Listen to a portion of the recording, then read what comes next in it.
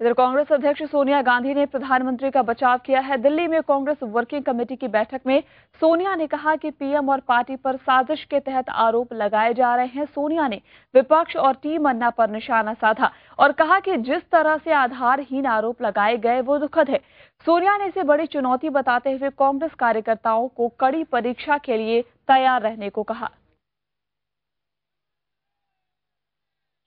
उधर नोएडा में टीम अन्ना के आंदोलन के लिए आगे की रणनीति तय करने में जुटे हुए हैं। प्रशांत भूषण के आवास पर चल रही बैठक में टीम अन्ना के सभी सदस्य मौजूद रहे। अरविंद केजरीवाल ने कहा कि रामदेव से उनका कोई मतभेद नहीं है।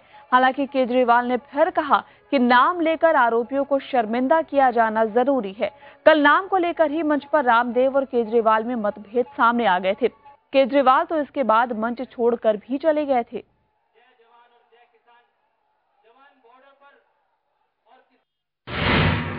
झारखंड को मिल सकती है साउथ एशियन गेम्स की मेजबानी। दावेदारी के लिए भेजी जाएगी सीएम की सिफारिशी चिट्ठी। झारखंड ओलंपिक एसोसिएशन को मुस्कुराने की एक और वजह मिल गई है और इस खबर पर झारखंड को भी नाज हो सकता है। दरअसल साउथ एशियन गेम्स की मेजबानी के लिए झारखंड को दावेदारी करने का मौका मिला है। इंडियन ओलंपिक एसोसिएशन ने इस बाबत झारखंड ओलंपिक एसोसिएशन को खत लिखा है। कहा गया है कि सीएम, खेल मंत्री और विपक्ष के नेता की सिफारिशी चिट्ठी लेकर साउथ एशियन गेम्स की मेजबानी के लिए दावा करे। हम लोगों का दावा जो सैफ गेम्स के लिए था वो पूरी तरह अब हम कामयाब होते नजर आ रहे हैं। मेरा दावा बहुत ही प्रबल दावेदार हो गए हैं। इससे पहले फरवरी 2011 में रांची में नेशनल गेम्स कराए गए थे, जिसकी मेजबानी के बाद से झारखंड का दावा मजबूत लग रहा है। अक्टूबर 2013 में 12वां साउथ एशियन गेम्स होना है। अब देखना है कि झारखंड को मेजबानी का मौका मिलता है या नहीं। क्रिकेट का किंग अब बना संसद का कोहिनूर। सांसद सचिन ने की नई पारी की शुरुआत। ईश्वर को स्मरण रखकर शपथ लेता हूं कि मैं विधि द्वारा स्थापित भारत के संविधान में सच्ची श्रद्धा रखूंगा। सचिन रमेश तेंदुलकर अब सांसद बन चुके हैं। सभापति हामिद अंसारी के चैम्बर में अलग से सचिन को राज्यसभा के मनोनीत सांसद की शपथ दिलाई गई। क्रिकेट पिच पर छक्के छुड़ाने वाले सचिन नई पारी के आगाज में कुछ नर्वस जरूर दिखे। हिंदी में शपथ लेने के दौरान कुछ जगह वो अटक भी गए। अक्षुण्ण रखूंगा। शपथ के बाद सांसद के तौर पर हस्ताक्षर किए, जिसके बाद सचिन को शॉल देकर सम्मानित भी किया गया। इस दौरान सचिन की पत्नी अंजलि भी उनके साथ मौजूद रहीं। Cricket has given so many things to me in life. Cricket ने मुझे जीवन में बहुत कुछ दिया। मेरा हमेशा से सपना था कि बदले में कुछ दे सकूं। मेरा मानना है कि मैं ऐसी पोजीशन में हूं कि न सिर्फ क्रिकेट बल्कि दूसरे खेलों को भी मदद कर सकूंगा। Not only to help cricket but also other sports in country. Sachin ने माना है कि उनके लिए सांसद के तौर पर चुनौती बड़ी है। इसके लिए सचिन ने सबसे सहयोग भी मांगा है। पाकिस्तान ने श्रीलंका के खिलाफ दूसरा T20 मुकाबला 23 रन से जीत लिया है। हम्बनटोटा में खेले गए मैच में पाकिस्तान ने 123 रन का टारगेट दिया था, लेकिन श्रीलंकाई टीम 99 रन पर ढेर हो गई। शाहिद आफरीदी को मैन ऑफ द मैच चुना गया, जिन्होंने शानदार 52 रन बनाने के साथ 2 विकेट भी लिए। शतरंज के वर्ल्ड चैंपियन विश्वनाथन आनंद ने संन्यास लेने से इनकार किया। आनंद पूर्व वर्ल्ड चैंपियन गैरी कास्परोव पर भी भड़के, जिन्होंने कहा था कि आनंद के खेल में गिरावट आई है। कास्परोव को जवाब देते हुए आनंद ने कहा कि वो अभी खेल का लुत्फ उठा रहे हैं। टॉप सीड नोवाक जोकोविच फ्रेंच ओपन के अंतिम 8 में पहुंच गए। जोकोविच ने 5 सेट तक खींचे मैराथन मुकाबले में इटली के आंद्रेस सेपी को हराया। उधर विमेन्स सिंगल में टॉप सीड बेलारूस की अजारेंका बाहर हो गई। उन्हें स्लोवाकिया की सिबुलकोवा ने हरा दिया। नाइजीरिया में विमान हादसे में राख हुई 150 लोगों की जिंदगी। रिहायशी इलाके में गिरने से प्लेन में लग गई थी आग। पल भर भी नहीं लगा और प्लेन आग के शोले में तब्दील हो गया। नाइजीरिया के लागोस में बस ये विमान लैंड करने को ही था कि तभी आसमान में डगमगाने लगा और एयरपोर्ट के पास की एक इमारत से जा टकराया।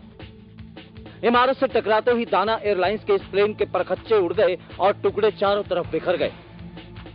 आग की लपटों के बाद धुएं का गुबार उठना शुरू हुआ और पूरा इलाका धुएं से घिर गया।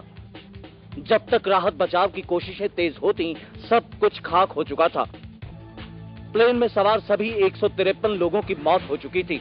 प्लेन अबुजा से उड़ा था और लागोस में इसे लैंड करना था। लेकिन लैंडिंग से पहले ही सब कुछ तबाह हो गया। ब्लैक बॉक्स से ही हादसे की सही वजह पता चल पाएगी। ऐसा माना जा रहा है कि इंजन में गड़बड़ी के चलते ये प्लेन क्रैश हुआ है। मां निकली तो थी बच्चे को स्ट्रोलर पर घुमाने, लेकिन बीच सड़क में कुछ ऐसा हुआ कि हर कोई रह गया दंग। आप भी देखिए।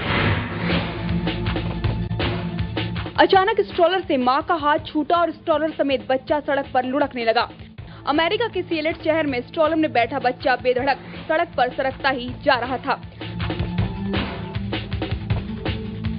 सड़क पर बीचों बीच बच्चे को देखकर इस ट्रक ड्राइवर के तो होश उड़ गए। ड्राइवर की हालत ऐसी हो गई कि मानो काटो तो खून नहीं। ड्राइवर ने ब्रेक लगाया। तब तक स्ट्रोलर समेत बच्चा सड़क में लुढ़कता हुआ पार्क की तरफ बढ़ रहा था। इधर ड्राइवर भागा तो उधर से एक महिला भी दौड़ी आई और फिर स्ट्रोलर को रोका गया। तब तक बच्चे की मां भी बदहवास दौड़ी चली आई और फिर बच्चे को साथ लेकर चली गई।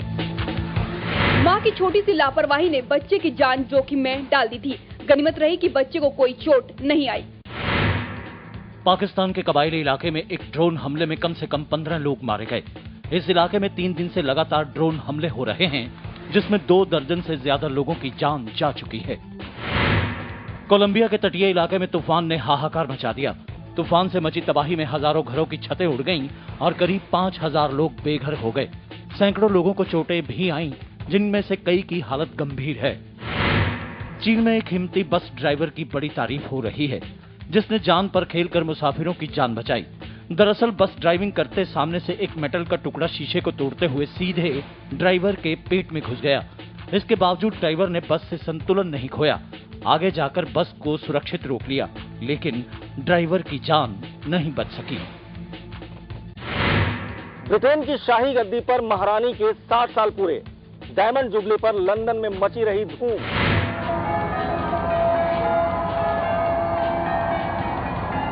लंदन की टेम्स नदी में कोई रंग ऐसा नहीं रहा जो ना दिख रहा हो।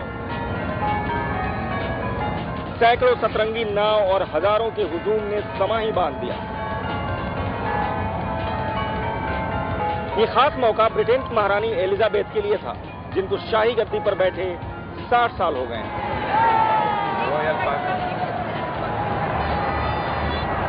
टेम्स नदी में नौका सैर का अद्भुत समारोह रखा गया, जिसमें खुद महारानी ने नाव में बैठकर समारोह को देख रहे हजारों लोगों का अभिवादन किया। करीब 6 घंटे तक टेम्स में ये अद्भुत नजारा दिखा। ब्रिटेन के एक बड़े तबके को ऐसी शाह खर्ची पसंद नहीं आ रही, वो भी तब जब ब्रिटेन खस्ता हाल आर्थिक हालत से गुजर रहा है। इसी साल पटौदी की बहू बन जाएंगी बेबो। सैफ से शादी की तारीख पक्की, अब अक्टूबर का इंतजार।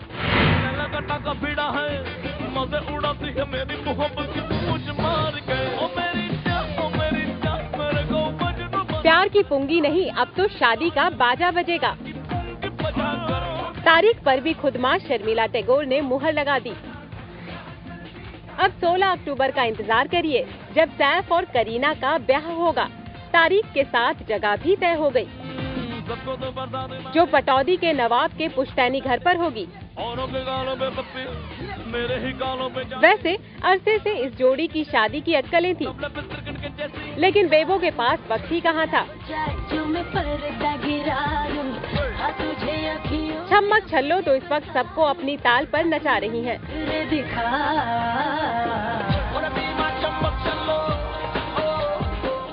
करीना के पास फिल्मों की लंबी लाइन है। फिलहाल तो चर्चा आने वाली फिल्म हीरोइन को लेकर ही है।